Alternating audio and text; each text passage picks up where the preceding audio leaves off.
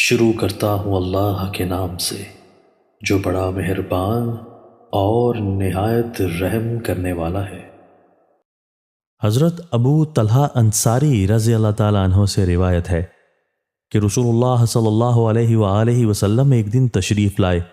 اور آپ کے چہرہ انور پر خوشی اور بشاشت کے آثار نمایاں تھے۔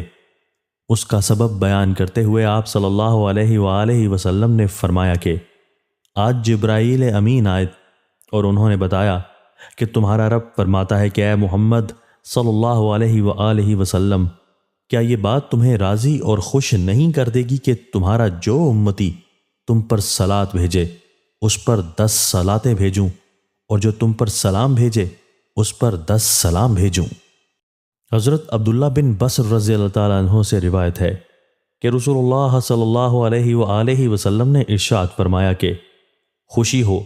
اور مبارک ہو اس بندے کو جو اپنے اعمال نامہ میں بہت زیادہ استغفار پائے، یعنی آخرت میں وہ دیکھے کہ اس کے اعمال نامہ میں استغفار بکثرت درج ہے۔